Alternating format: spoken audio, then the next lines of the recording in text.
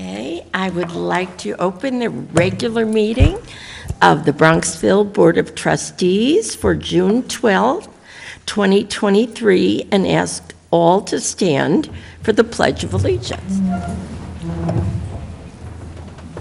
I pledge allegiance to the flag of the United States of America and to the republic for which it stands, one nation, under God, indivisible, with liberty and justice for all.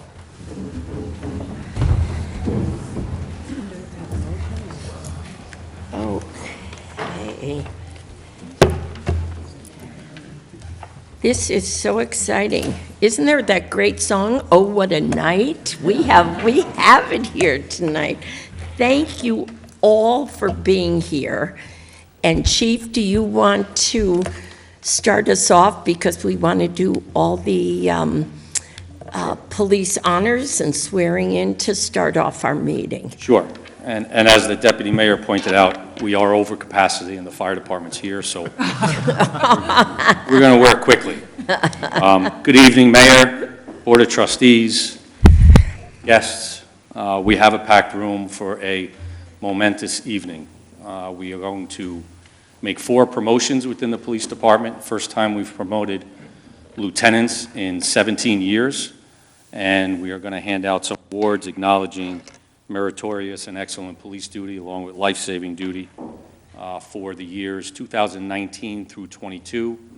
And there's a delay in the awards because of COVID. Mayor, I do know that there's a civilian in the room that you would like to call up. I'm going to ask Richard Bunyan.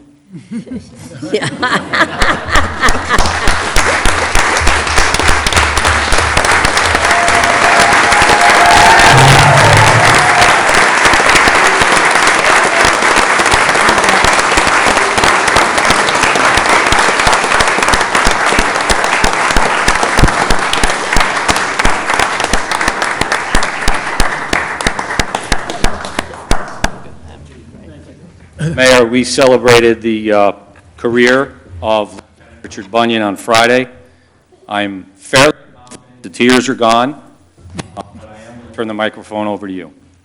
All righty. Well, you scared me when you said there's a civilian, and I thought, I'm honoring the lieutenant. Yeah. Lieutenant Bunyan, this is, I have the distinct privilege of giving out a Lifetime Achievement Award, and I have never given one out, so this is very special.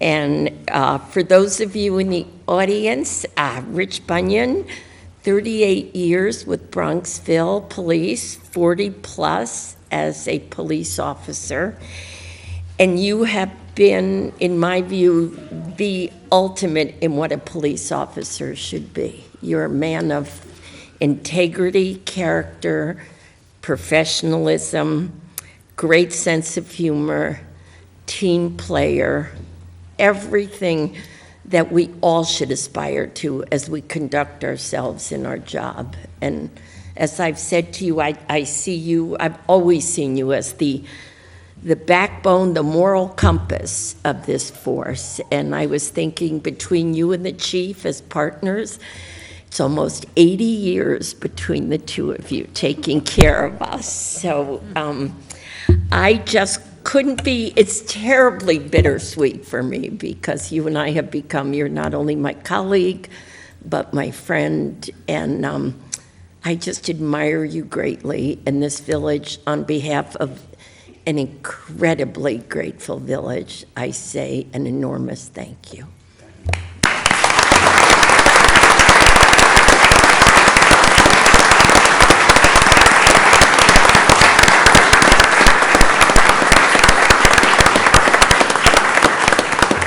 So I'm going to give you this award and then a bag of all our Bronxville souvenirs, so you can't forget us.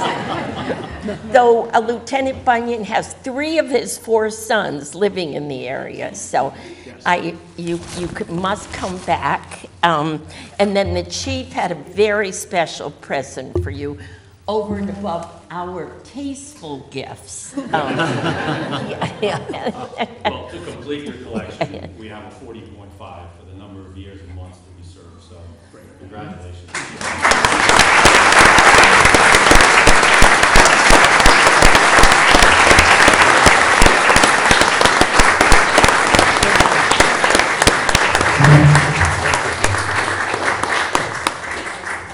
Okay, now get out. Your replacements are here.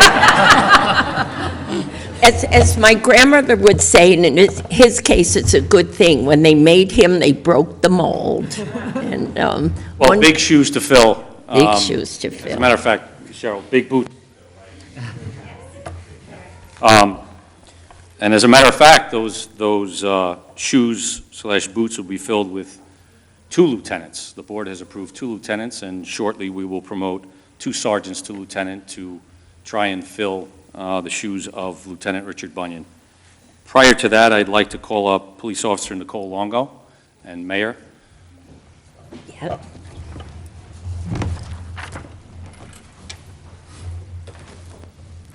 Nicole joined our department in December of 2022. This is a ceremonial swearing in. We waited close to a year for Officer Stein to be sworn in.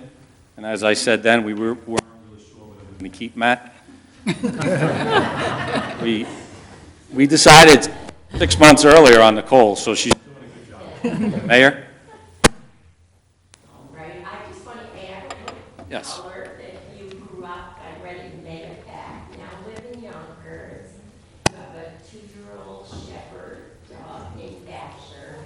Correct, I love big dogs. So, and we're just happy that you chose us, so thank you.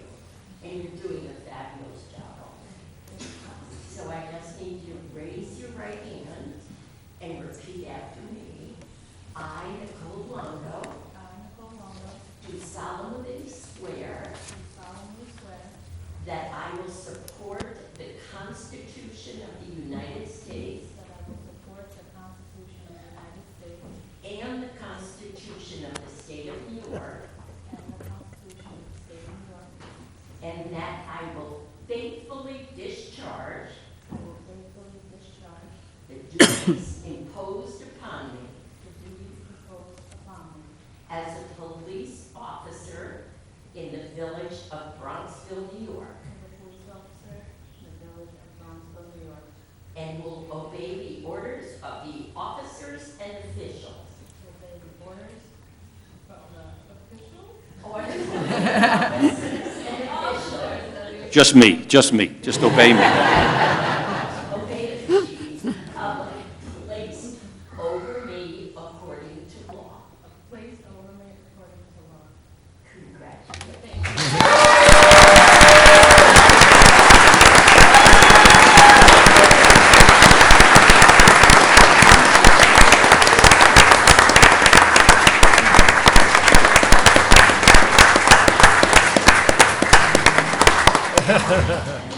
Nicole, will you acknowledge your family members here in attendance, please? Yes, this is my brother Michael, my dad, Mike.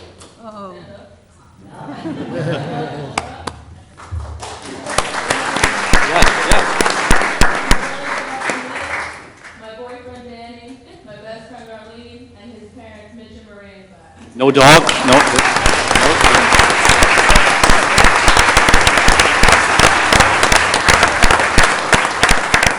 Nicole is still preparing her 2-minute speech, so we're going to call her up at the end. Police Officer Kevin Iglesias.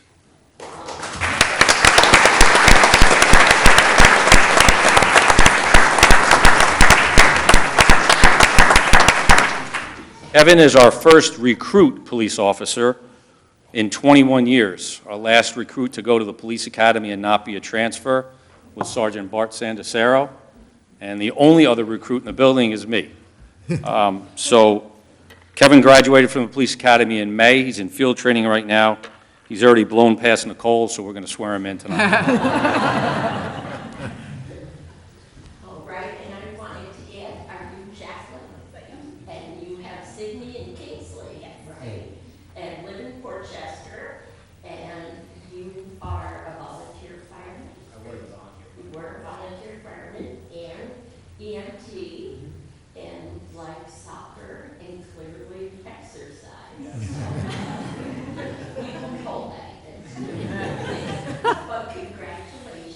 And I just need you to raise your right hand and repeat after me.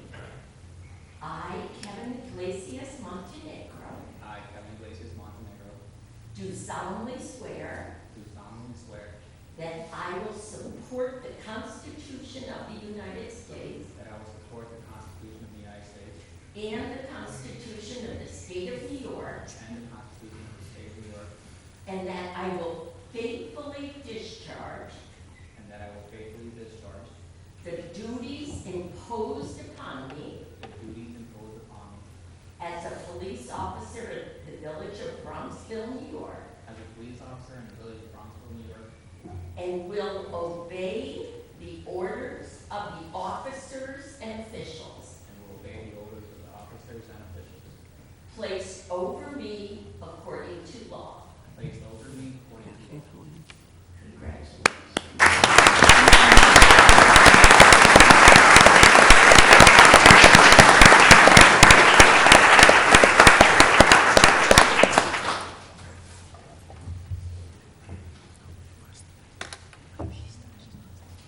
Kevin, if you'd introduce your family members and friends. My son Kingsley, my mother-in-law Renee, and you got my mom Rosario, my sister Sandra, and dad Renee, and you got my cousin Christopher in that.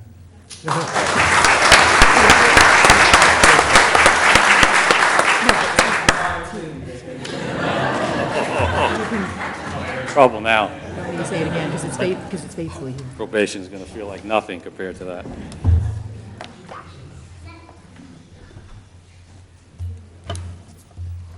Sergeant William Carroll.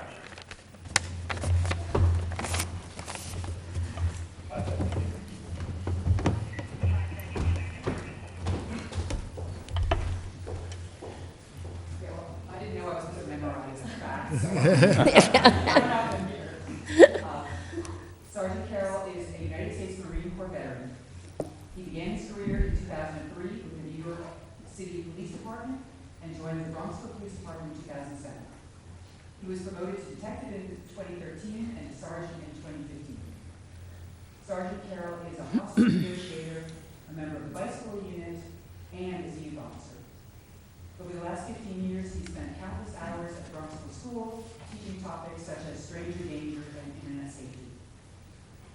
Bill is married to his lovely wife, Maureen, and they have 3 kids, Riley, Mackenzie, and Kieran. All of them are here. And his mother-in-law, Eileen. Sergeant Carroll's experience, hard work, dedication, service to the nation and the village make him an excellent choice for promotion to the rank of lieutenant. Wow. Raise your right hand. I, William Carroll, do solemnly swear that I will support the Constitution of the United States That I will support the Constitution of the United States and the Constitution of the State of New York, and the Constitution of the State of New York, and that I will faithfully discharge and I will faithfully discharge the duties imposed upon me the duties imposed upon me as a police lieutenant of the Village of Bronxville, New York, as a police lieutenant of the village of Bronxville, State of New York, and will obey the orders of the officers and officials and the order of the officers and officials placed over me according to law. placed over me according to law.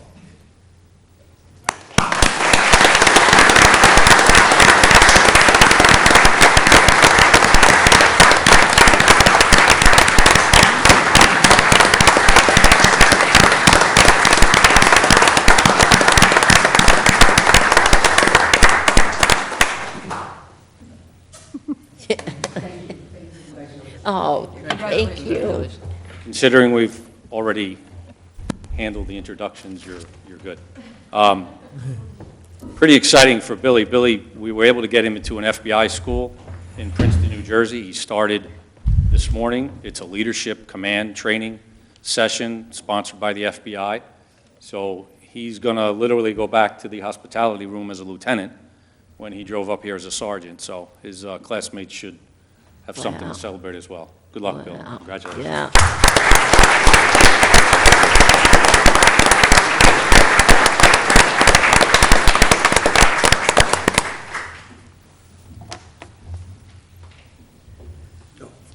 Sergeant Nicholas DeYoung.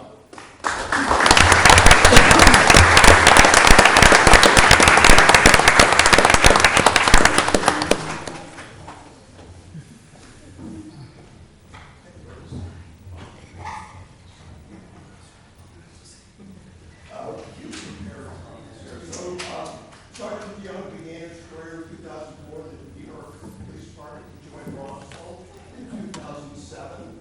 I think that was a good vintage. He was promoted to detective in 2011 and to sergeant in 2013.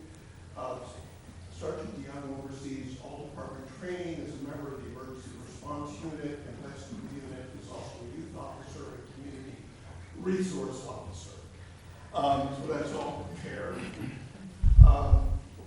I've had the chance to know you as deputy mayor and as a resident of the village. As a deputy mayor, I couldn't be more proud of what you've done for this village.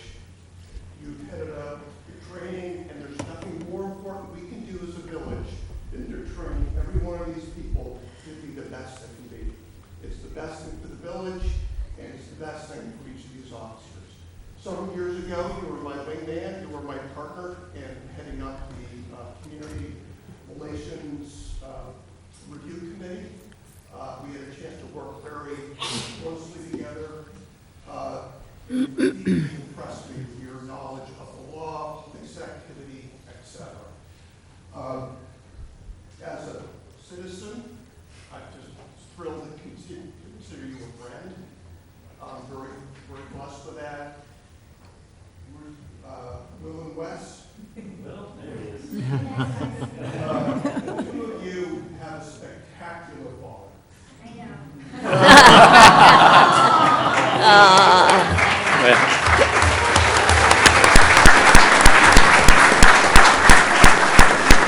know. He took medicine about an hour ago, so.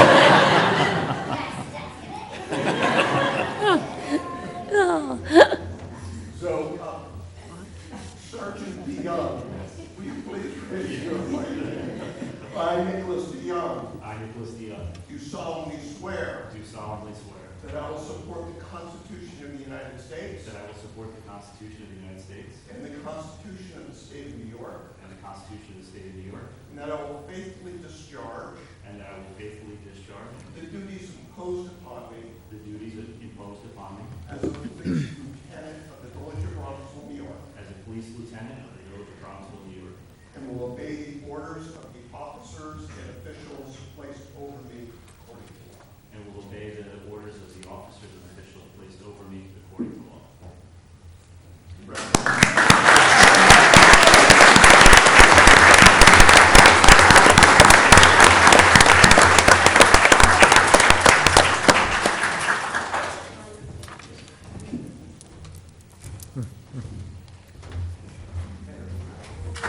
Nick, please introduce your family member. My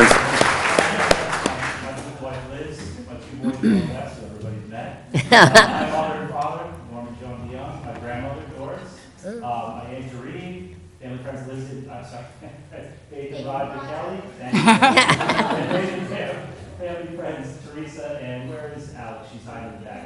Alex, wait, thank you for coming. Wow.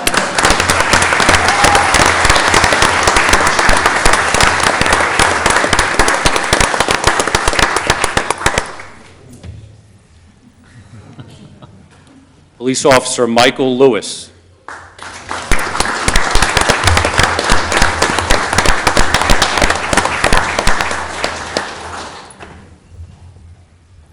Mayor, these two promotions that you just made create vacancies for the position of sergeant.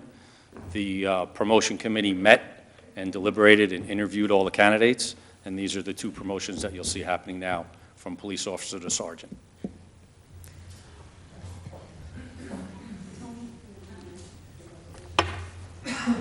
Officer Lewis has been a police officer for 16 years. He began his career in 2007 with the Highland Falls Police Department and has been a valued member of the Bronxville Police Department since 2012. He is a firearms instructor and the Department Discovery Compliance Officer. He is a member of the department's training unit and was instrumental in training our police officers. He is married to his wonderful wife, Tony, and they have 2 boys, Colin and Jackson. Do you want to put them in? They're back there. They've also enjoyed the your experience, your hard work, and your dedication make you an excellent candidate for promotion, or an excellent choice for promotion to the rank of sergeant. Congratulations.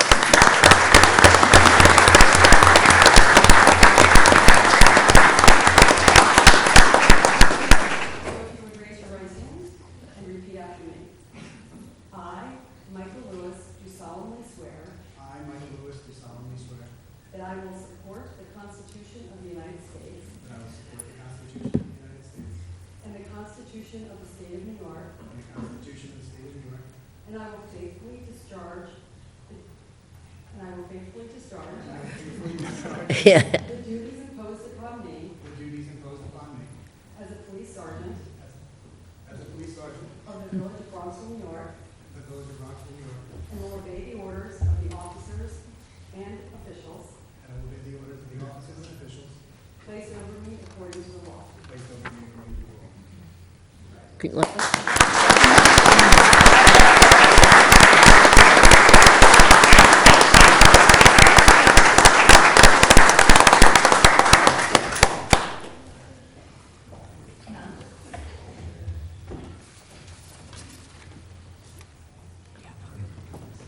Michael, please introduce family members and friends that are here tonight. My wife Tony, my son Colin, and Jackson in the back there, guys.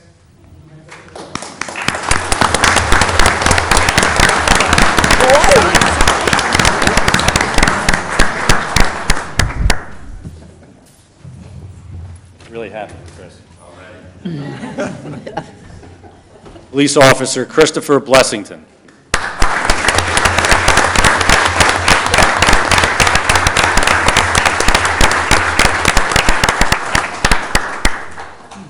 Officer Blessington began his career in 2005 with the New York City Police Department. He transferred to the Town of Chester Police Department in 2007 and joined the Bronxville Police Department in 2012. Officer Blessington is a member of the bicycle unit, a youth officer, a school resource officer, and a community resource officer. And much as I normally rely exclusively on Chief Secretariat's excellent judgment and wisdom in these matters, I did have occasion to contact the even higher authority, my 27-year-old daughter, who about 10 years ago spent 2 summers as an intern in Bronxville PD.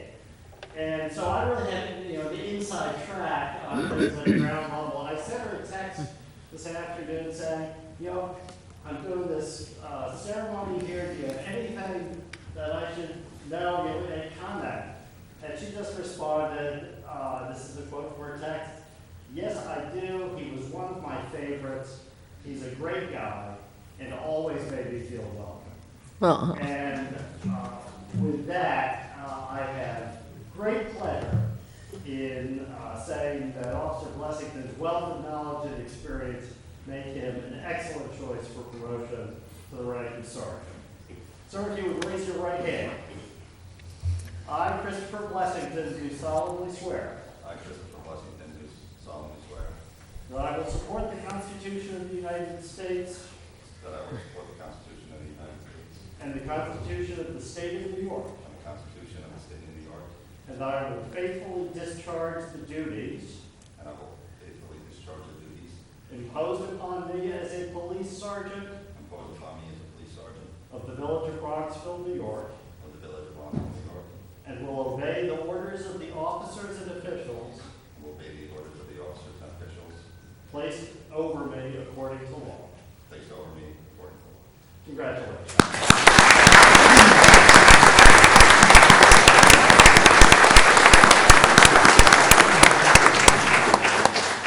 Oh, that's so cute.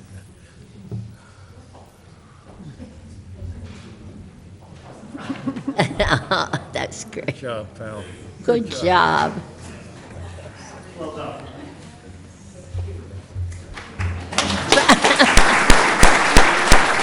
Chris, introductions. Introductions. My brother, sister-in-law, my niece and nephew, and then my friends, Woody and Josie. Wow.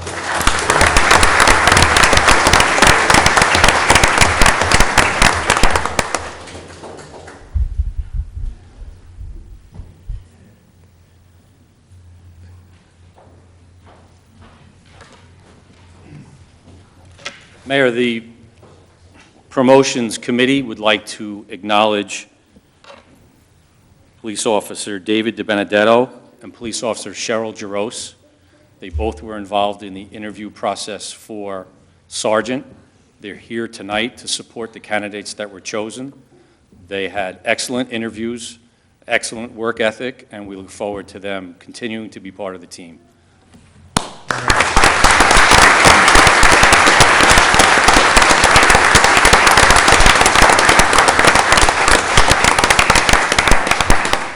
Similarly, we'd like to acknowledge Sergeant Watson Morgan and Sergeant Eric Vanderloo, who participated in interviews for promotion to lieutenant. They both do an excellent job in command of the department, and these two lieutenants are going to rely heavily on them as they move forward supervising these new officers. Thank you, Sergeant Morgan and Sergeant Vanderloo.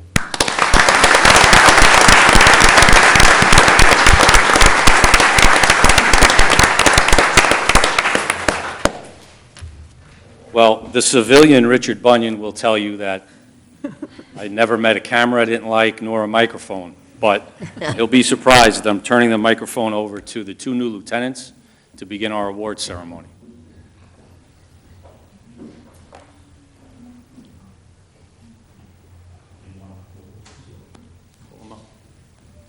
Police Officer Ahmed Donzo Farid.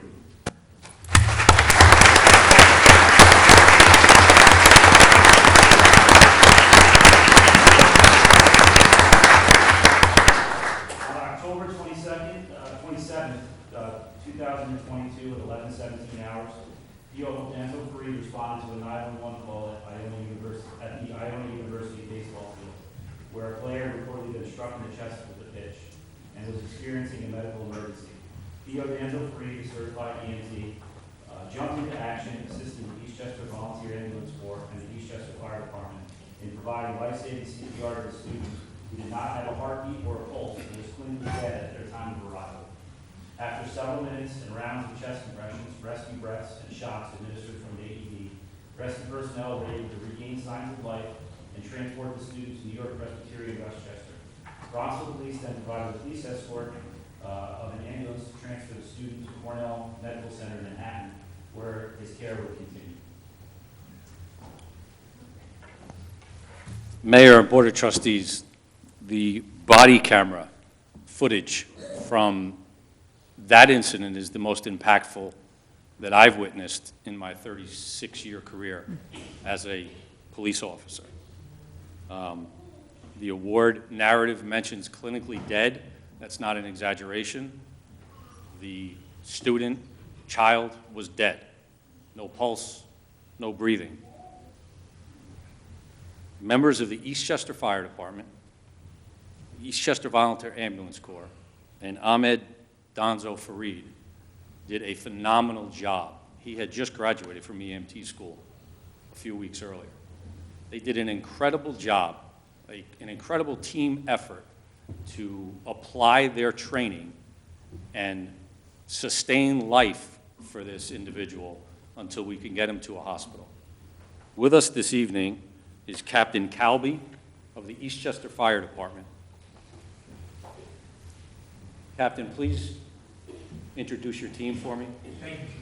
Along with me that day was Lieutenant John O'Leary, firefighter Mark Cleary, and firefighter Robert Federico. Mayor, Board of Trustees, also with us is paramedic Gary Reben of the Eastchester Volunteer Ambulance Corps. This group right here did incredible work, responded immediately, began CPR immediately, handed off CPR to one another when one was tired, and evac arrived and put the machine on to allow for chest compressions and continued oxygenating the patient. Sergeant Anderson provided an escort to Lawrence Hospital, NYP Westchester. And then from NYP Westchester, the doctors at NYP Westchester acknowledged he needed critical care down at Cornell, and police officers Jason Cooper and Ahmed Donzo Fareed provided a police escort to the ambulance. Gary will tell you, and Captain Calby, registered nurse, correct, Captain? Correct.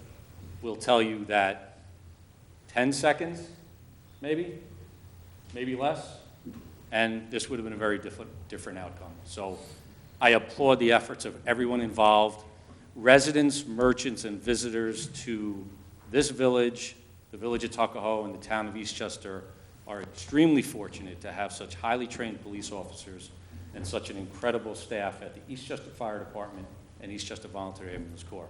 My personal congratulations to all. I have a message.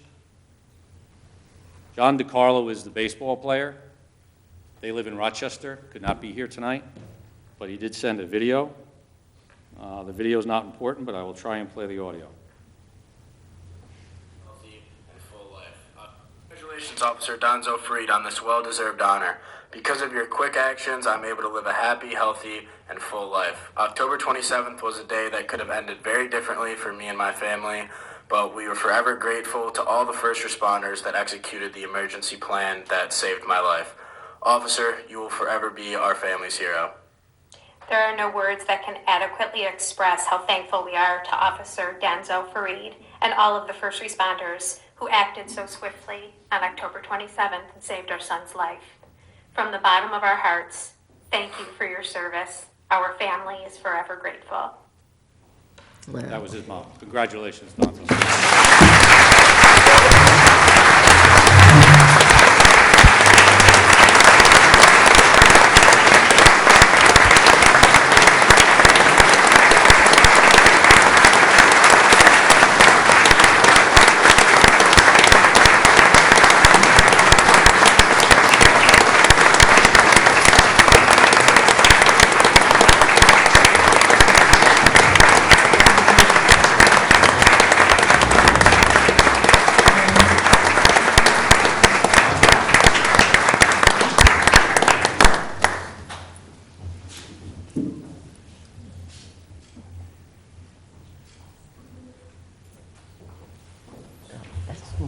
Wow. Congratulations. Thank you. Thank you. Thank you.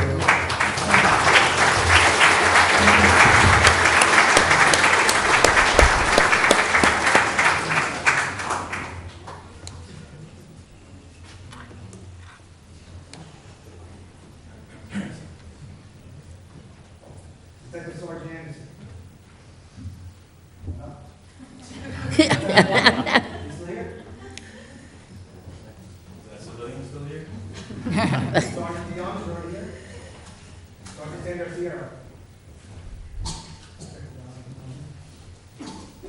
And Sergeant Morgan.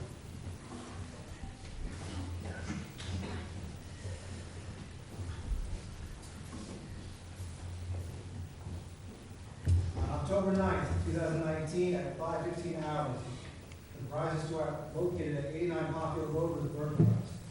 The rear alley windows were broken and all accessible cell phones and equipment were stolen from inside.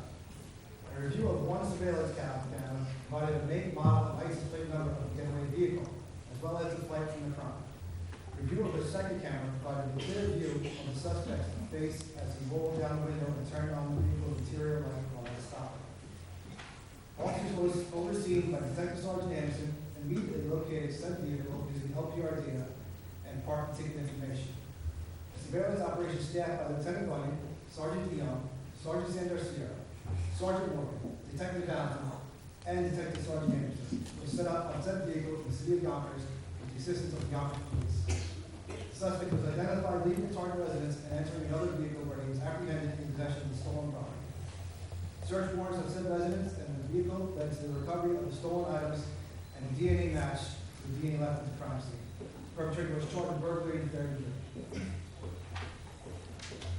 For their efforts, the officers are awarded meritorious police duty certificate and bar. Well done.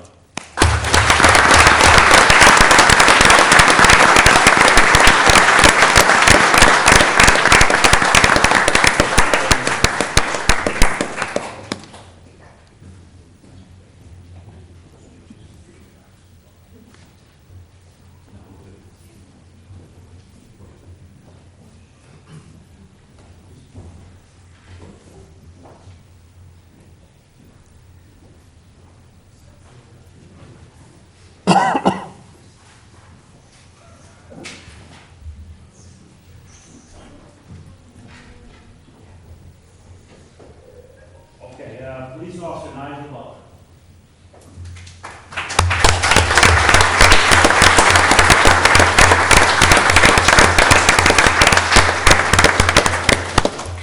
On February 7th, 2020, at 4 o'clock in the morning, P.O. Butler was performing routine patrol duties when he observed a male riding a bicycle on White Plains Road with no lights or reflective devices. P.O. Butler identified the male as a known lifetime criminal with dozens of burglary arrests. The male, who also had an active warrant from another jurisdiction, was in possession of several suspicious items, including a woman's purse, sunglasses, and collectible coins. While processing the subject on the warrant arrest, a Bronxville resident called and reported that the bicycle operated by the male was stolen from inside her garage overnight, as well as the sunglasses and coins. This resulted in Bronxville charges for burglary in the second degree and criminal possession of stolen property in the fourth degree. As a result of this, police officer Nigel Butler is going to be receiving a meritorious police duty certificate.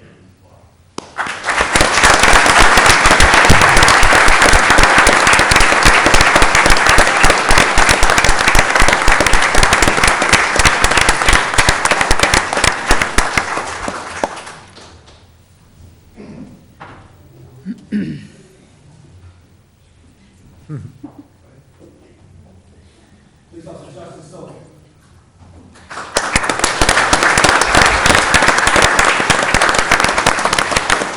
Police officer Jason Kaiser.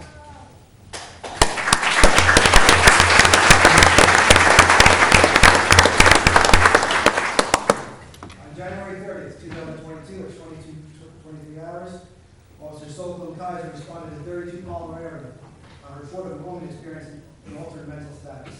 Both officers arrived and found the woman unconscious in a state of low pulse and pale skin. Officers recognized symptoms of a possible opioid overdose and administered naloxone. After the second dose was administered, the woman regained consciousness and was transported to New York Presbyterian Westchester via the Eastchester Volunteer Ambulance. And for that, further actions that night, they are awarded with EPD or excellent police duty.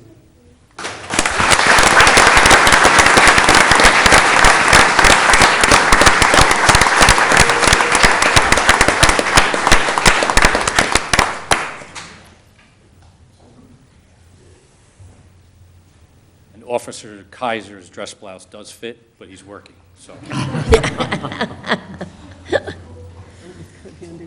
Really?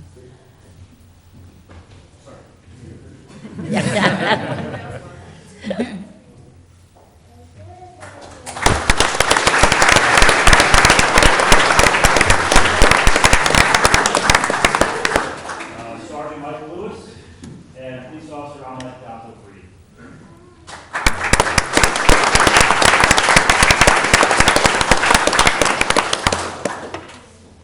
I'm just going to have a lot of places. On February 17th, 2022, P.O. Lewis and P.O. D'Angelo Freed responded to a 911 call of an unresponsive male in the hallway of 77 Bronxville Road. Officers arrived and immediately began CPR on the elderly male, who was confirmed unresponsive and not breathing. Both officers performed chest compressions and rescue breathing. As a result of their outstanding efforts, the man regained consciousness and began breathing on his own. The Eastchester Volunteer Ambulance Corps arrived shortly after and transported the man to New York Presbyterian Westchester. As a result of their actions that day, both officers will be awarded life-saving duties.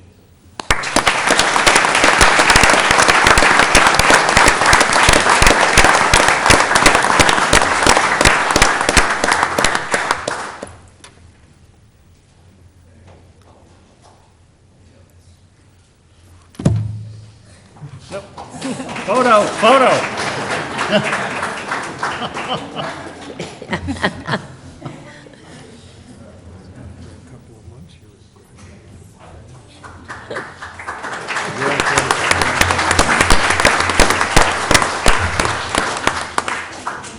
Officer Matthew Stein.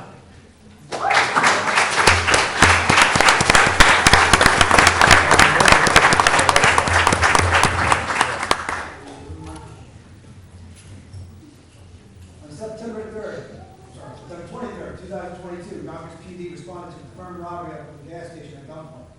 Now, PD released an image of the suspect wearing a mask and a hoodie and an image of the vehicle fleeing the scene, which had numerous stickers on the rear hatch. Geo Stein, monitoring his Slack app on his personal time, recognized the aforementioned vehicle due to the make and model and accessory stickers. He immediately contacted the Bronxville Police Detective Division for police reports for comparison. This included body camera footage of the perpetrator village, surveillance camera footage, and license plate reader taken from signed arrest of the same individual on April 13th, 2020 for a traffic misdemeanor. P.O. Stein's diligence led to the identification of said vehicle and the subsequent arrest of the perpetrator by Yonkers detectives.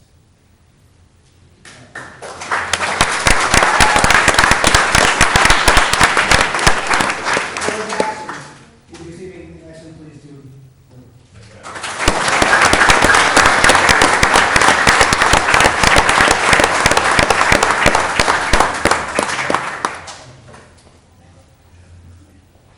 Photo.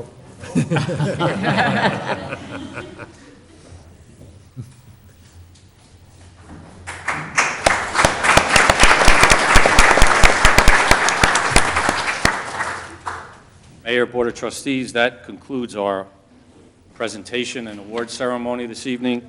As I mentioned, it covered 2019 through 2022 because of the COVID era we all lived through. Our awards committee debated whether or not to acknowledge each and every officer that worked through that COVID period of time. We chose not to, but considering they're all in the room right now, I'd like to acknowledge the work that they did through COVID, very difficult times, the unknown going into medical aided cases, the suiting up, the disinfecting before you go home, many of us taking our clothes off before we go in the house at home, and these officers you see here responded day in and day out at a time when the village, the county, the state, and the country really didn't know what was going on. We had refrigeration trucks outside of NYP storing bodies, and these officers were dedicated to their oath and dedicated to this village and did a tremendous job for me and the village. I'd like to acknowledge them all now as we close.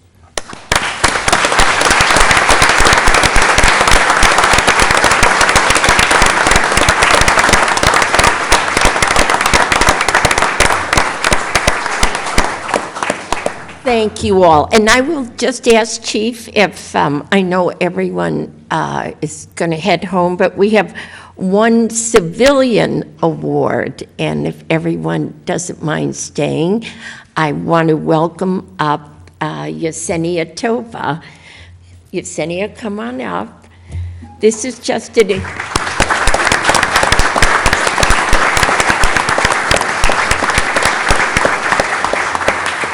Yesenia was named by Westchester County as a Westchester Wonderkin, meaning a person under 35 who really makes a difference. Yesenia is our assistant court clerk.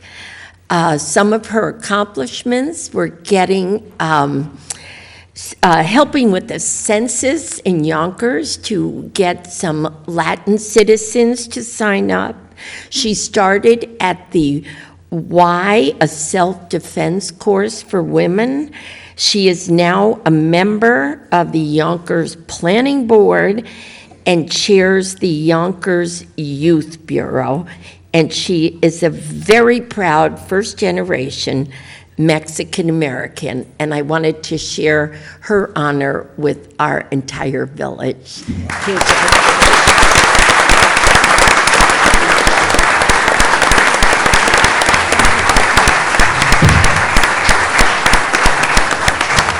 Congratulations.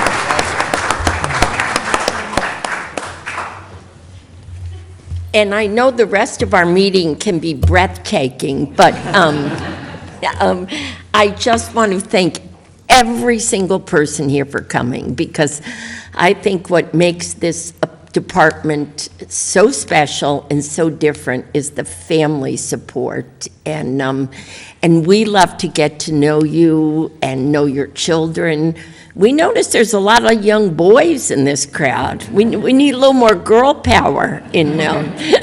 But we're just so pleased you all came out, because your support is just so wonderful for the officers. And officers, we all thank you. During COVID, we saw what you did for each and every one of us. We got to go home and stay home, and you did not. So just a huge thank you for supportive families, and I think the best police officers in Westchester. Thank you.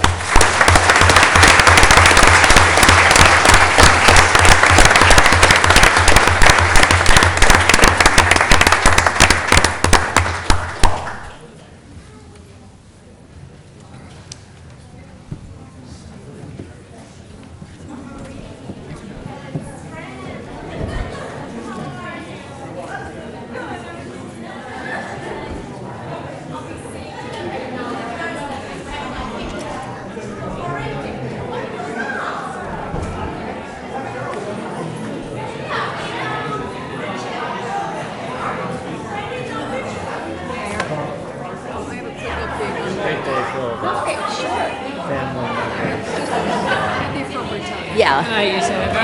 Congratulations. Marianne, what were you saying? Jim.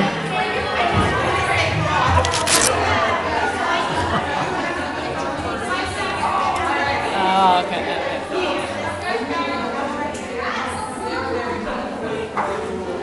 A great That group of was families. so nice. I know.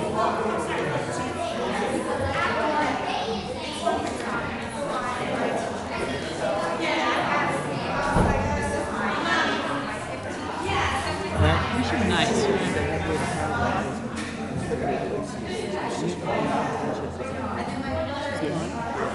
Yeah, that's right. And then we can give him an award.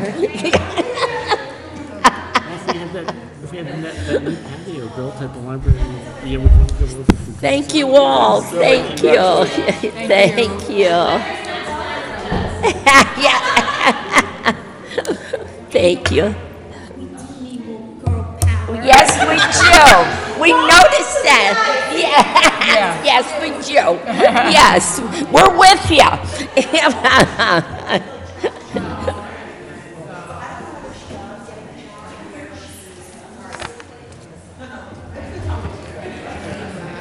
One of the spouses. Yeah. All right. That's a fantastic tribute. Yeah, that was... I'm not sure, maybe. Peter, I think I will just continue with our meeting. For those on television, we just took a little break so that the police officers and their families and their young children could head home.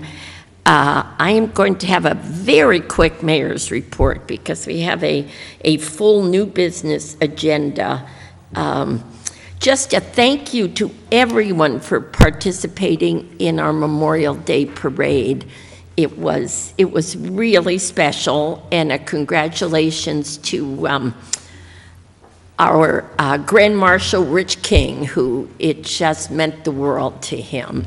So other things, thank you to our Rotary. They did a huge cleanup at the duck pond, which was incredibly helpful, and I saw all the work they did. Our wonderful Eliza Corwin Nursery School celebrated its 50th anniversary with a really lovely event at Christ Church that I attended. And just another sort of pitch for our wonderful Bronxville Beautification Committee.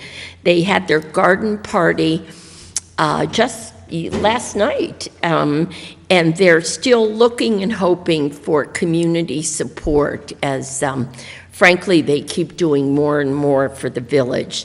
We have a wonderful public-private partnership with them, and the more you help them, the more we can do for the village. And then finally, the school just mentioned, graduation is this Saturday night, 6:30, and everyone loves when people come out and just even stand on Pontfield Road and watch the graduates. So all my news is good news. And trustees, Trustee Behrens, I know you might have an update on the play park. Yes, thank you, Mayor. I just want to give an update on Mulpey Park. As we've been discussing for the last 8 months, the village and the Friends of Mulpey Park have been working on a public-private partnership to renovate the park.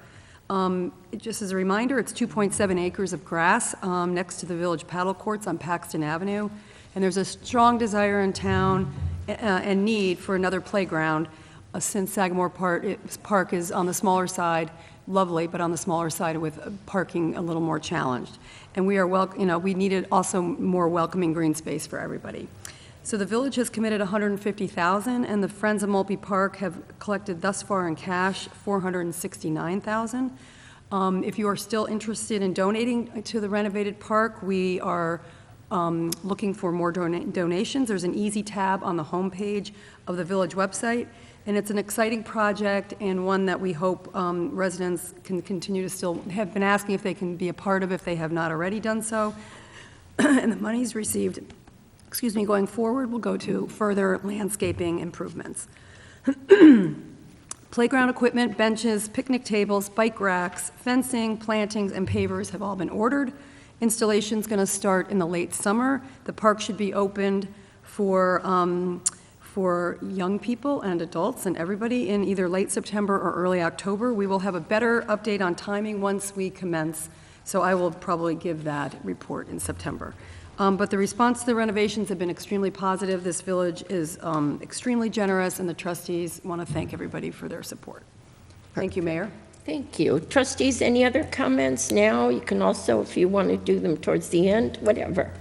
Anything? Okay. All right, then we will move along to the village administrator's report. Mr. Palmer. You know what, we can jump right to new business. Okay, we do have a busy night. Okay. Tonight is a public hearing. We're going to propose a public hearing on proposed local law 4-2023 concerning connection requirements for Wood End Lane, Common Force, Maine. And Mr. Palmer, do you want to describe that before I get a motion for a public hearing?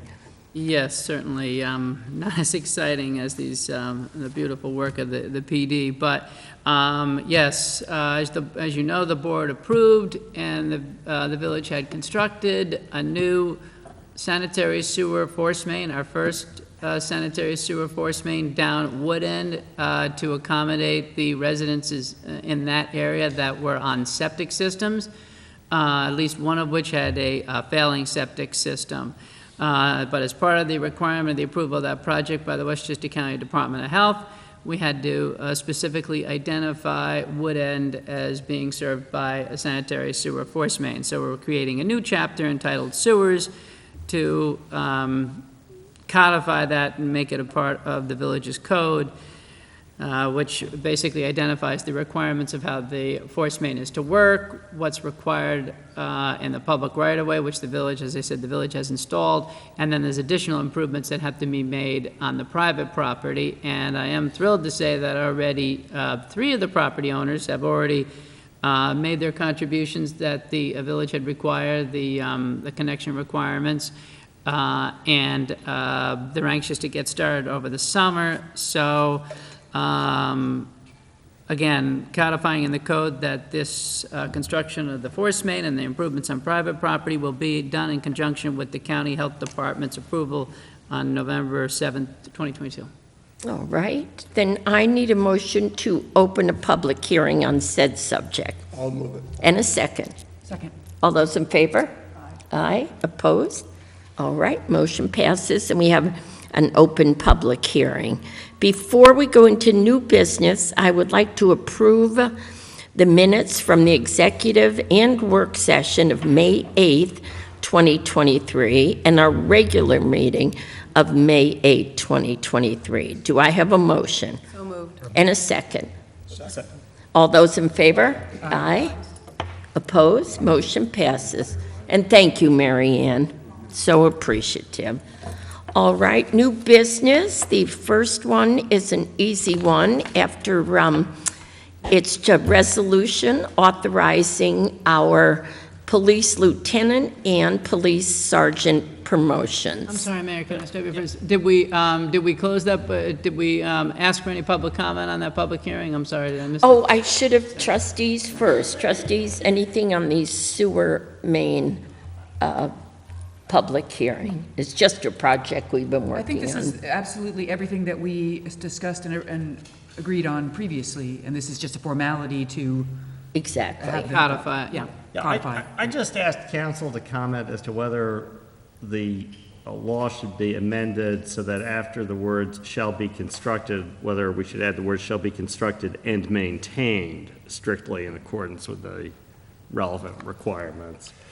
So the language that we put in the law, that we put in the draft, was the language that the county, so to speak, dictated to us. Yes. I can't imagine that I cannot imagine they would mind if you added the language and maintained. We would not have done this on ourselves. We wouldn't have imposed this law upon ourselves, but for their requiring us to do so. But, so I cannot imagine that they would object to that. But we just took their language verbatim to make sure that we complied with what I would say is a rather bureaucratic requirement. So if you want to add that, I do All not right. think they will Add object. Trustee Frederick's idea of maintenance along with construction? Sure. Okay. So we will amend accordingly. And Mr. Palmer, you're right. If anyone is in the audience who has a comment on Wood End Lane force main, now is the time. All right, seeing none, would it be correct to close the public hearing this evening? So moved. And a second. All those in favor? Aye. Opposed? Motion passes. Thank Can we move you. to a vote for adoption of the law? Yes. Can we do that? All right, we're moving along. All right. As amended. All right, I'll move that, and I need a second. Second. All those in favor? Aye. Opposed? All right, we passed. I think that completes the entire village. Is there any other portions of the village without sewer service at this point? I'm not aware of any. Yeah. No. Jim, you said 3 households have already paid the fee. How many are we waiting for? Is it 4 more? One additional property owner is going to be converted from their existing system, so that's 4, and then potentially 2 other lots. Okay. Yep. Okay. All right, then we will go back to our, I just need a resolution authorizing the promotions we made to police lieutenant and police sergeants. Should we let Bob make that motion? I'll move it. All right, Yeah. Second. With Second. enthusiasm. yes. All those in favor? Aye. Opposed? Motion passes. And then, in really some great news, we're a resolution to ratify a stipulation of agreement with the Teamsters for a new 3-year contract with our DPW. And we're very fortunate, I have to say, that we have a terrific relationship with all the folks who represent our police department and our DPW. And everyone is pleased to have an agreement. So I just need someone to move ratification of the agreement. So moved. And a second. Second. Second. All those in favor? Aye. Jim Palmer. Yes. Great job on that. Yes. That's a reflection not only of addressing the renewal of the contract, but it reflects a really high-quality, ongoing relationship. Yeah. Thank And you. you're a huge part of that, so thank you for that. Jim, are there any specific issues or resolutions in the contract that might be interesting to share, or?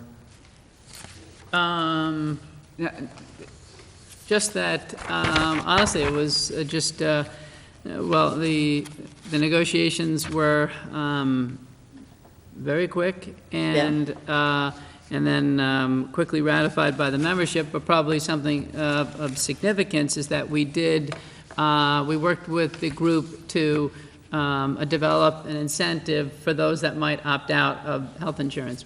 and providing an additional benefit for if existing employees opt out. So there's kind of an increasing scale for an increase in that benefit, because, you know, I will say many communities do offer significantly more if employees opt out of health insurance, given that it's exceptionally expensive. So anyway, it was one of those win-win options for both the village and the employee.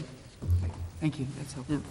All right, and Mr. Palmer, I'll have you, before the resolution on Records Management Day, if you could just give a brief description to the public what that means. Sure. All the village staff are here, but it's a day where staff organize their records, preserve the records, go through the New York State Records Retention and Disposition Schedule, and dispose of records that they don't need pursuant to that schedule. Otherwise, certain records have to be preserved.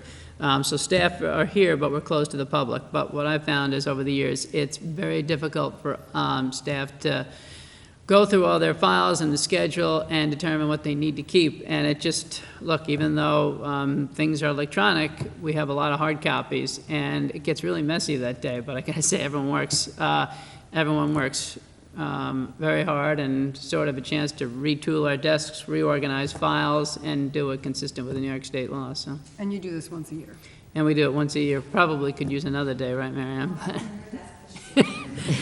I know, my desk is, yeah, that's a full project. A whole day for Mr. Palmer. All right, I will move that resolution authorizing Record Management Day. I need a second. Second. All those in favor? Aye. Opposed? Motion passes. The next one is just sort of a wonderful relationship that we keep with the village of Tuckahoe and the town of Eastchester. And this is joint intermunicipal agreement for road resurfacing and repairs. And we find the more that we work with our neighbors, essentially the three of us, three municipalities going together on a lot of different contracts, has given us, all three of us, a volume discount and saved money. So this is reaffirming our intermunicipal agreement for street resurfacing with our neighbors in Tuckahoe and Eastchester. Do I have a motion? So moved. And a second? Second. All those in favor? Aye. Opposed? Motion passes. And Mr. Palmer, just maybe describe our planning services that we traditionally hire. This is... Sure. So we've been using Hardesty and Hanover for a few years now. This is the former F.P. Clark, and these are our planning consultants, primarily for the purposes of assisting items that go before the Planning Board and the Zoning Board of Appeals. Items usually involving commercial properties or some complex residential properties where some additional analysis needs to be done through a professional planning firm. And we'll once again be using the same principal planner, Sarah Brown, as they've noted in their letter. The rates haven't changed. And then, of course, pursuant to what we have in the village code, we establish escrow accounts for these projects. So these consultants are principally paid through those escrow accounts. Oh, right then. And it's just another one-year agreement. Right. Do I have a motion to retain Hardesty and Hanover for another year? So moved. And a second? Second. All those in favor? Opposed? Motion passes. And then do you want to do court? It's a fiscal examination of our court. Right. This is thanks to the great work of our court clerk, Kelly DeSimone, and the efforts of our village treasurer, who always does this, is able to do this so quickly. Yeah. You designate the village treasurer the responsibility of reviewing the court records, and for the public certification, the village does have a very active court, not the least of which is parking tickets, and we do have justices, and the State Office of Court Administration requires that each judge have their own separate account and that the records have to be maintained a certain way. So what you're simply doing as the Board of Trustees is acknowledging that the audit has been complete, and this is for the 21-22 year. There is a lag time, so this is for the prior fiscal year, but that the treasurer has reviewed the records. She works very carefully with the court clerk to make sure that they're provided in a certain format. But I gotta say, Lori, of course, has been doing this for years, but she's able to reconcile those records very quickly. And again, there's just a lot of activity that certainly the justices will attest to. So these documents were also provided to the justices. We didn't receive any other comments, correct, Lori? So if you could just acknowledge it, and then we will, as required, we'll send it up to the Office of Court Administration.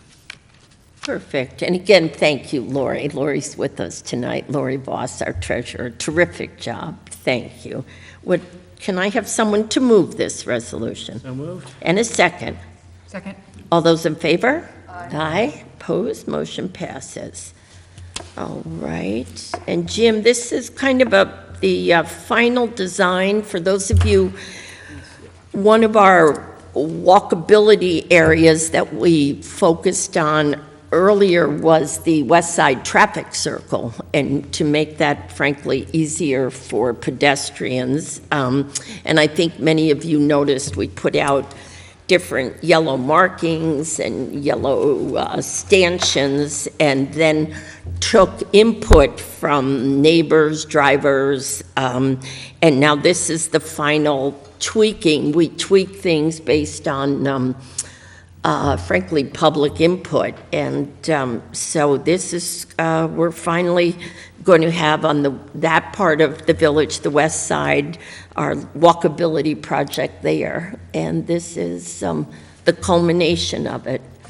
Do you want to explain who we hired to do this? Yes, this is Collier's Engineering and Design, and Right. Chief Satriani and I had met with the engineer out on site, again, before we put the bollards out, to evaluate potential options. And the bollards were based on a preliminary design that's worked well, and we got a lot of feedback. So, Collier's Engineering, the village has used them before. They also did the design at the Masterton intersection with Midland.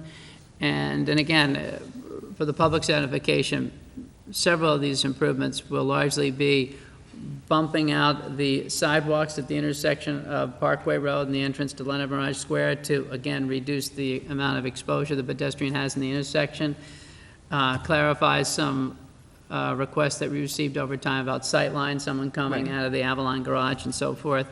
And it also eliminates that left turn coming out of the square onto Parkway Road. So anyway, that's it. And you have the proposal, and yes, the goal is to get started on this ASAP along with these other, some of these other summer projects. And Jim, When do they think, sorry. Go ahead. When do the engineers think the consultants will be looking at this, starting? This week. Yep. Because one of the things I've noticed when coming out of the train station, when you're making a right to go down the underpass to get to the village, because you're looking at the traffic, you're kind of making sure that the cars coming from the left, that you're going into the flow, and then that pedestrian crossing comes very quickly. On the right. On the right. Yeah. So you're kind of accelerating to like get into the flow of the traffic, and then all of a sudden you're looking to make sure that you brake again in time for that pedestrian crossing. So that's the part of the circle that I notice is most fraught a little bit. I think it's the same as if you're going to go around the circle to go back out, not just go into town. It's getting out into the circle or down under the underpass. It's mostly just making sure that you're not hitting the pedestrians as you're flowing into the circle. Into the circle, yeah. I think that was on their list, but Yes. we, again, we'll reiterate that because I know exactly where you mean. All right. I was just, Yes. Jim, just to clarify, where the bollards are, which sort of indicate, narrowings, basically the bollards are going to go, and they're going to be replaced with permanent curbing and Either sidewalk extension. Curbing, exactly. Yep. Because the one comment I tend to have gotten from most people is the bollards are really unsightly. Unattractive, But, yeah. but Honestly, the bollards will go by and large. Absolutely, the bollards are there. Again, it's that, it's just how we channel the traffic. We had the same thing over at the Masterton Interstate, because you do striping and you pull the curb out with the temporary striping, but you have to identify with the bollards. But yes, the bollards will be going. Yeah, that is a big question people ask, and those are purely temporary. Yeah, I mean, the one item in this proposal that I will ask the engineer again tomorrow is, he does have as optional is a survey, and we're doing lots of surveys these days, but I just need to make sure that, and I mean a topographical survey, make sure that we do need that survey expense, that was $11,000, and that primarily would just be to make sure if we needed to adjust any catch basins, et cetera, on water, so. But anyway, I will take care of that and follow up with the engineer, otherwise his proposals, he does very good work. So we can move this resolution please, yeah. as is. All right, I will move the resolution, and I need a second. Second. All those in favor? Aye. Opposed? Motion passes. And then in tandem with coming to agreement with our DPW staff, we have a resolution authorizing our administrative staff who are not members of a collective bargaining unit, and to have staff increases of up to 2.75% for 2023-24. And I just have to say, being here, our staff is extraordinary. So I would like to move this resolution giving staff increases. I will second it. All those in favor? Aye. Aye. Opposed? Motion passes. All right, Mr. Palmer, do you want to do the year-end budget transfer? Sure. Once again, this is an annual item. We consider this housekeeping, authorizing the treasurer to move monies as necessary from accounts that might be slightly over. This is, again, cleaning up the 2022-23 fiscal year, moving some monies as necessary from accounts that might have been slightly overexpended, monies from those that were underexpended to those that are overexpended as we close out the year. And it also authorizes, again, for the new year, 23-24 year, for the treasurer and I to make adjustments in like accounts, that is, within departments. If, for example, we budget slightly less for one item within the department to be applied to something else that comes up within the department. Okay, and this is what we do yearly, so this is rather pro forma, correct? All right. I'll move it. And I will second it. All those in favor? Aye. Opposed? Motion passes.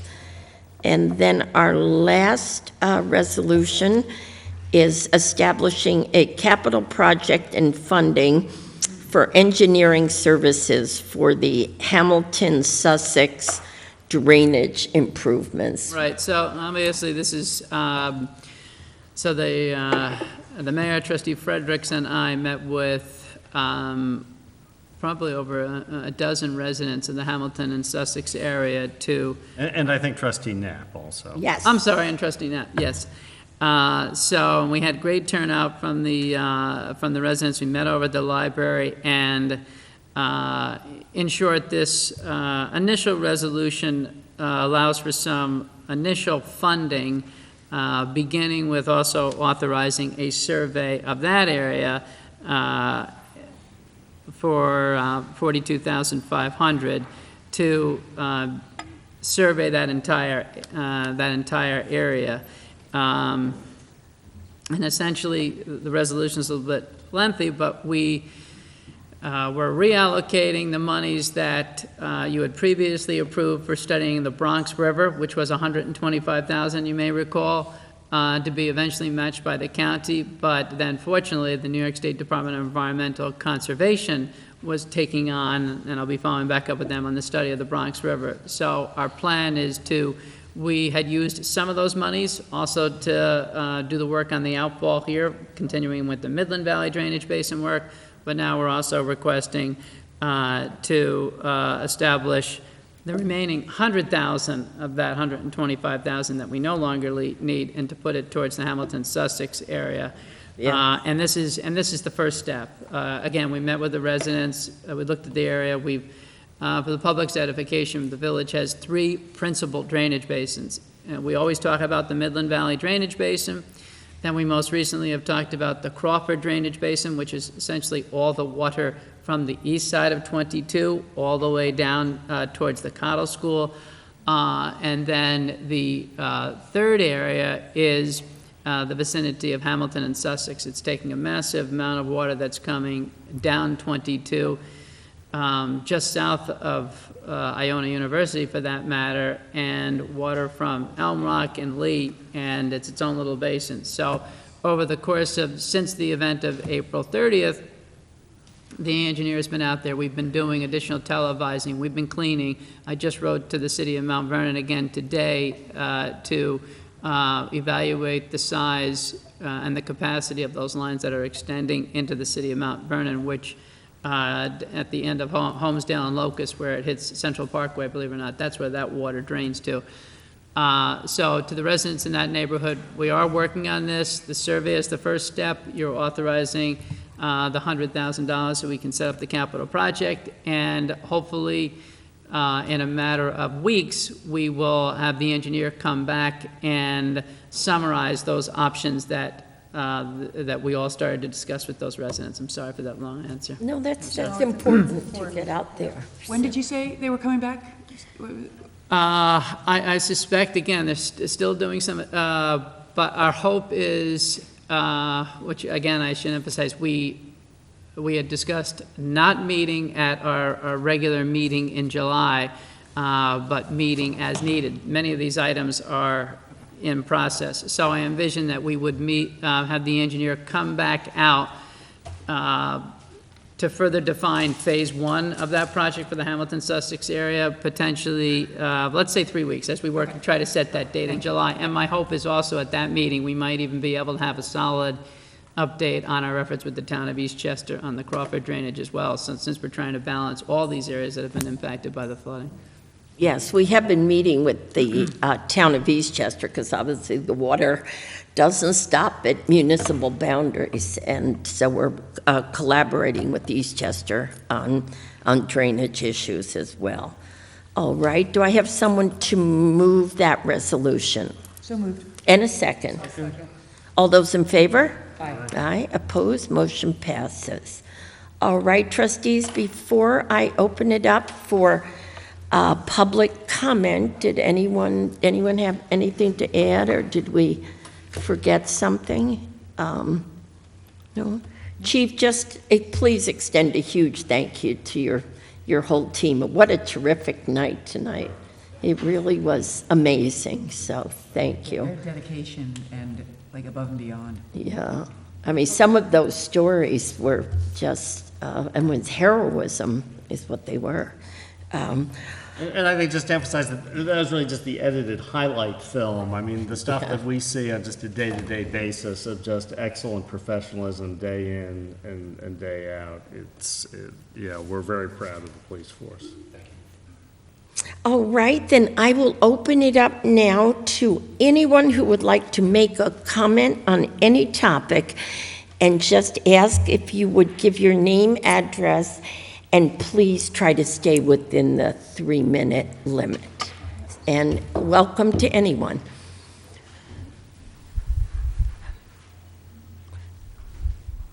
Hi, Andrew. Yeah. My name is Andrew Langhoff. I live at 83 Summit Avenue, and I know I've spoken to you on the issue of the crosswalk before, but I want you to know that I am not alone in this, and I will ask anyone in the room who is in support of a crosswalk on 22 just to stand up for a minute, just to show the support that you have in this community for this issue. Now, I'm going to make 5 points very quickly, so just stay standing. I promise you this. Yeah. I've heard the arguments against. I've heard it's too much of our taxpayers' money. We know the money's coming, for the most part, from the county and the state. We've heard a specious argument that a crosswalk that flashes is less safe than no crosswalk, and I can't find a consultant who can support that. We've heard that we should wait until August or December to be sure there's enough usage of the crossing of the Route 22. And I would suggest to you, I don't know who's crossing in August or December, but there are a lot of people crossing in May and June, and we have what we call a Easter Sunday issue. We need to build it for the most people because people need to be protected when they're crossing in May and June. I've heard there's not support in the community for this, and I think the people around you will tell you that there is, and I think the results of your own survey will tell you that there is. 2/3 of the people who took those survey, and a lot of folks took that survey, said they want a crosswalk. 2/3 of those who had an opinion said they want it at Elm Rock. We have a plan for this.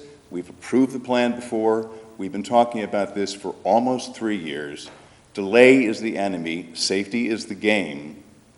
I would ask you again to please try to approve this so the construction can commence again before the next school year starts.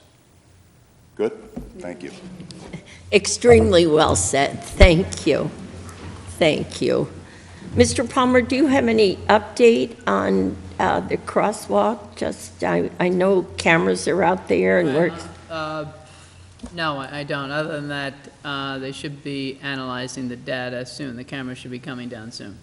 So the cameras are there, and then my understanding, within a week or so, we were going to have the data analyzed. Yes, yep. Okay, okay. Hi, Emily. Hi. Okay, first I want to thank you all so much for the time and the investments that you've made in walkability, and you see the testament to that on Pondfield and Midland.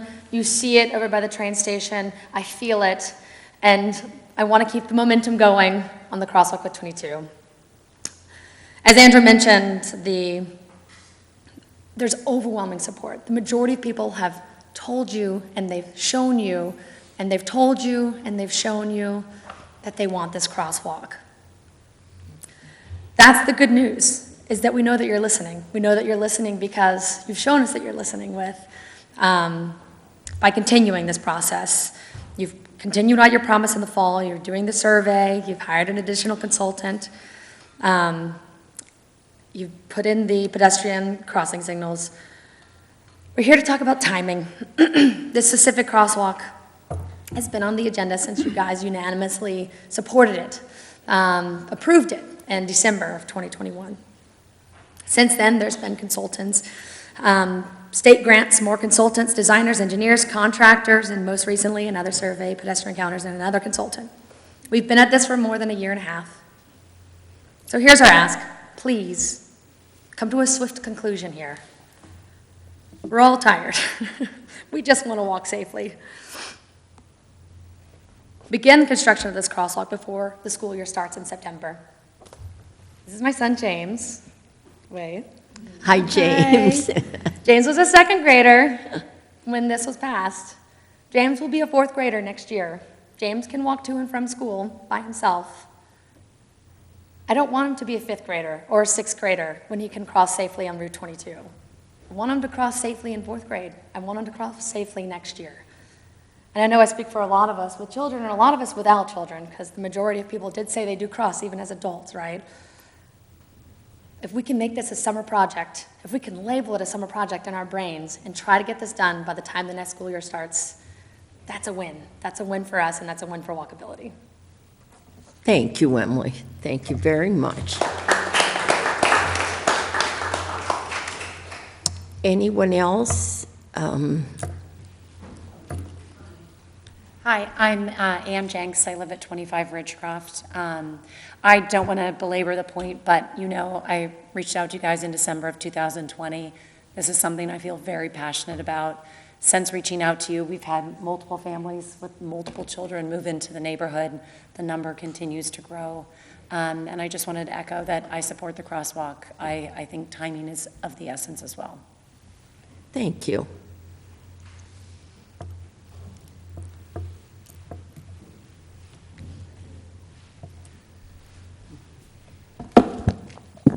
I think I recognize you from giving me a tour one day. I Yes, did, yes. yes. I thought there, I know, yeah. Nice to see you this You all evening. as well. First, we just like to extend our greatest thanks. Introduce yourself. I'm sorry. So my name is Tony Tao Guerrero, and I'm a junior at Bronxville High School. I'm Julia Perry. I'm also a junior at Bronxville High School. And we are the co-presidents of the Bronxville High School Rainbow Coalition. And what we do is that we really work hard to provide a safe and inclusive environment for all Bronxville High School students, regardless of their gender, race, sexuality, or creed. And we come here today to kindly ask that a pride flag be posted outside the town hall or anywhere appropriate throughout Bronxville to really demonstrate that our town is a safe and inclusive environment for all. So yes. So thank you for your time, and Thank you. And thank you for coming. thank you. Thank you.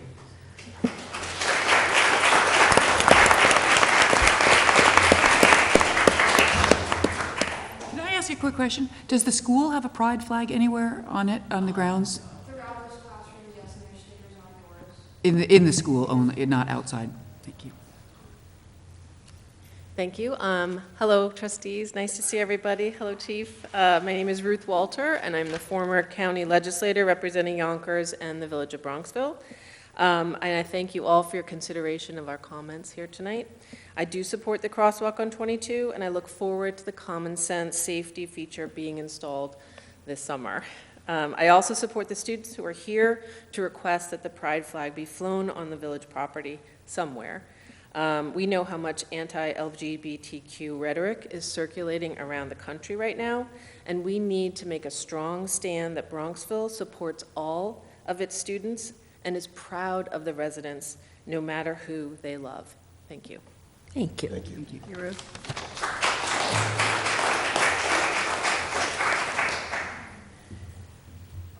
Any other comments? Thank you. They were just very succinct, to the point, and you were heard.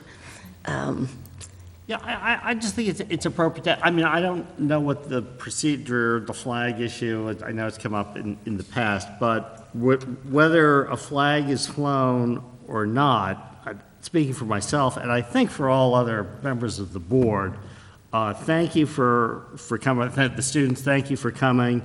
And certainly we support the dignity and rights and treatment of, all of our students in our community, and you're all our future, and thank you for coming. Yep. Thank you. Any other comments, trustees, before I? Can I ask Yes. a general question, since there's so many people here who do walk, and you mentioned the Pondfield Midland crosswalk and those improvements? I just want to get a sense do people think, are they happy with the improvements? Are more kids crossing and feeling good about the different, the lights and the white, pedestrian signal? Yeah. So my name's Holly. Oh, could you go to the microphone? And everybody could hear you. Thank you. My name's Holly Kennedy, and I live at 5 Courseview Road. So we cross 22 when we walk and love doing that. But in regards to the crosswalk that you're talking about, I just am confused why there's 2 lights, like there's no turn signal. Is there ever going to be? It's You mean like a little green arrow? Yeah, because there's 2 lights, and it looks like the one Yeah. on the left should be the left turn signal. And just from a driving and walking, it seems like the flow of traffic would be so much better, and I just was curious. I know I'm not exactly answering the question, but is that just not finished yet? Good question. Chief or Jim, did the engineer, that's what they proposed? Correct. What we have out there is what they proposed, that they did not recommend a turn signal. Okay. Because just driving to pickup every day, it gets backed up. It's like multiple light rotations, and I feel like there's 2 lights up there.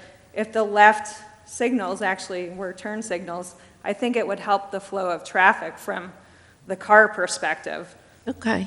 For what it's worth. thank you. Is that something, like, would the configuration allow us to do that if we studied it and, agreed with that, with the flow and the safety? I just wondered If it was, if if that they modification would be. Sure, if traffic counts, et cetera. I mean, they did Yeah, do we wouldn't have to order multiple new days lights. worth of analysis. One thing that everyone just has to understand when it comes to traffic adjustments, there's, I hate to say like an equal and opposite reaction, but this is, but yes, would the technology be there, that with the additional wiring, that other changes could be made? Sure. I mean, we're absolutely going to be evaluating this As we to go, yeah. see how it functions. So that's great. I think, yeah, that's a great. First goal was to, bring it into the 21st century, put signals above, which people are trained to look at, and pedestrians are trained to look for that walk, don't walk, and existing signals, just better for motorists. So that's step one. I think But the yes. pedestrians get a head start now. But you- They are allowed to go before the light turns green. Right. Yeah. I will say I've received a lot of positive feedback on the new corner at Pondfield and Midland, and the aesthetics are great, and it just seems to flow and look, I mean, yes, we do still have a little bit of a backlog to turn, but in terms of just making a statement on what it is, and it's very visible, and it's very, it's a lot of tons of good feedback. So well done on that. Okay. And just thank you all for coming out tonight. We really appreciate it. And, we listened, and it was terrific that you all came. So I thank you for taking your time to come. And we will see you soon. Do I have a motion to close? And a second. Second. All those in favor? Aye. Aye. All righty. Thank you, everyone.